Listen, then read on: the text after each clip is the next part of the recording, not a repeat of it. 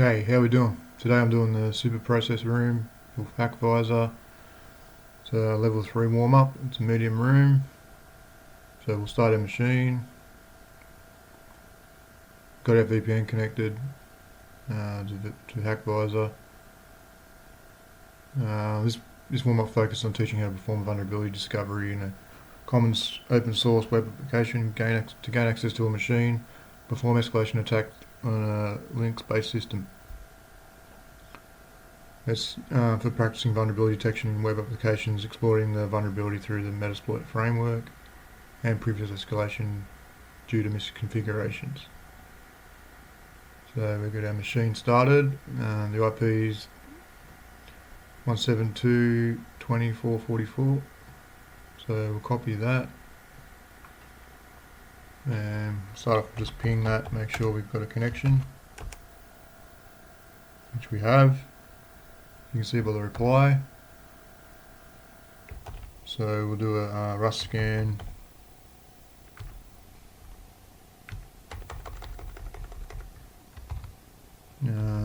Put our IP in here. Rust scan's a fast port scanner. And you can incorporate nmap as well. So we're going to do a -a flag for nmap. The -- means it's going to go to nmap once it's scanned the ports. So straight away we found port 22 is open. And it's looking for any more ports that are open. 9001, so it's found 2 ports open. So let's have a look at the questions. Which ports are open? It's the first question. So far it's 22 and 9001, unless it finds any more. So just wait for this to complete. And we've also got to find what is the CV code of the vulnerability found in the web application. Which user permissions and authorizations does the vulnerability service work with? What is the name of the application with SUID permissions? Can we use for previous escalation? And we've also got to find the password hash value for the user. So just let that run. So it's 9001's the only port open at the moment, so we can try see if it's got HTTP on that port. So we can do HTTP IP and 9001, and it has got HTTP because we've got supervisor status. We've also got a version here, 3.3.2. We can have a look at the source page and see if there's anything here we can use, but it doesn't look like it. No. So we can search for supervisor 3.3.2 for vulnerabilities. So now it's doing an nmap scan. So we'll do use search exploit and supervisor 3.3.2, and we see we've got a metasploit exploit here we can use.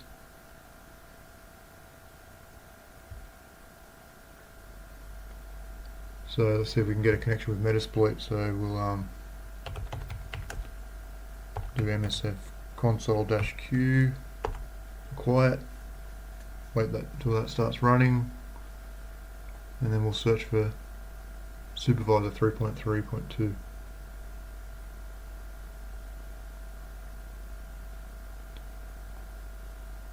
Just wait for that to start up.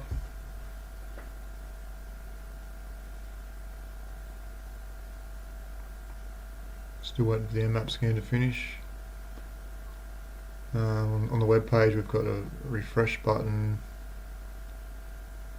restart all. That's all restarted, and stop all buttons. That all stopped on the date and the time. Doesn't look like anything else on this page we can look at. We can also have a look for do a directory scan. So we'll do dir search and put the IP in here. And 9001 because it's on HTTP 9001.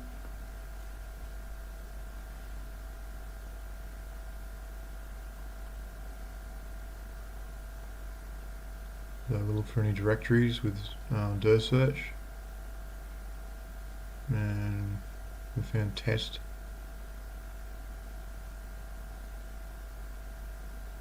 It's 301 response.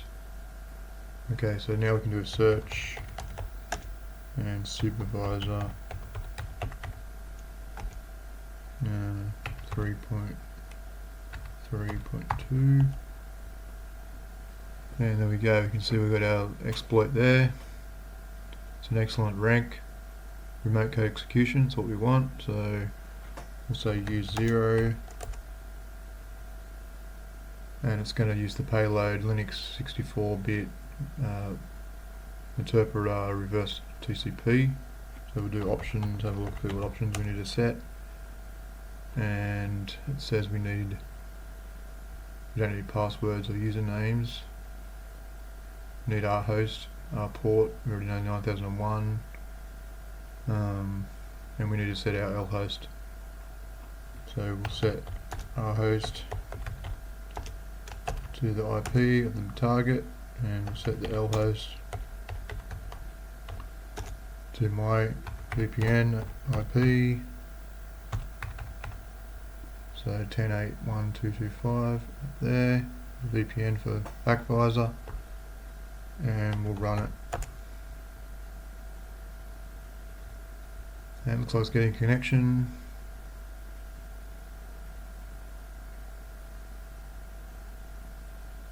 And we have a connection, so we can do get UID,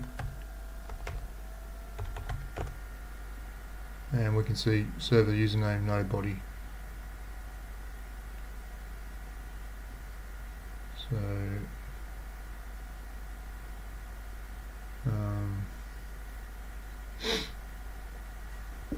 we can do a bit of have a look at the questions again. What have we got? What is the CVE code of the vulnerability found in the application? So we can do a bit of searching online about that.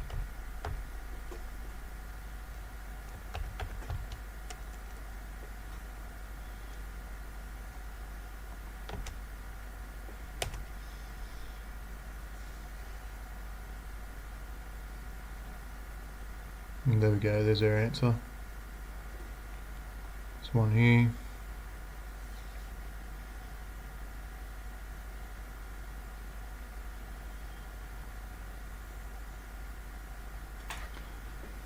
So it's supervisor before 3.01, 3.1, 3.2 allows authenticated users to execute arbitrary commands via the XML RPC request. So there's our answer to that question. What is the CVE code of the vulnerability in the web application? So it's 2017 11610 CVE. That's the answer to that one.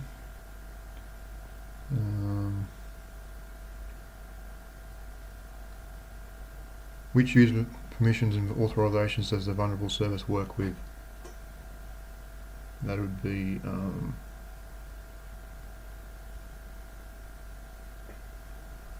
well, it's working with username nobody, so there's the answer, nobody.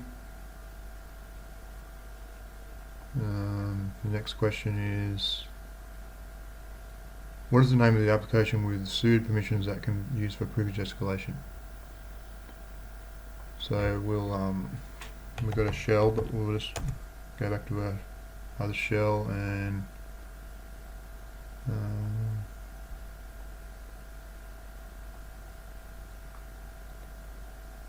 we'll make it a full shell with the Python command.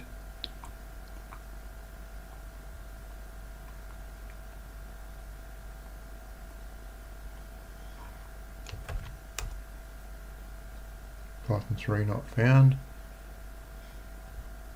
So maybe we'll do Python, just Python.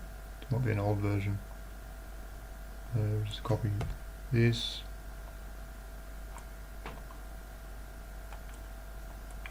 There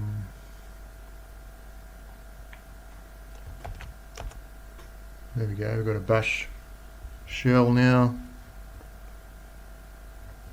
We can do export term equals x term, so we can clear the screen.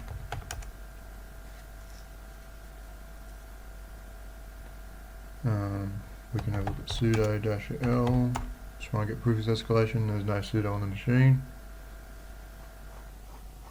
So we can use the command, this one here, to find SUID files. So we'll copy that.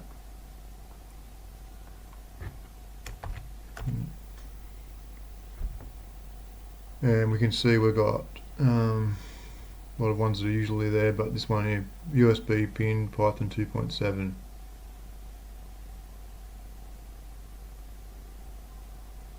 So that one's not usually there, Python 2.7. So if we have a look at the question, what is the name of the application with the SUID permissions that can be used for privilege escalation? So the answer is Python 2.7 for that one. So let's have a look at an exploit for that. So we'll check out GTFO bins for Python for SUID. So we'll say Python, and we want SUID, and we can use this command here to get privilege escalation to root. So we'll just copy this one, and didn't find anything in the directories we can use, so that was a dead end. So we'll just paste that in there, and we'll also have to make it Python 2.7, not just Python. So we'll copy that, and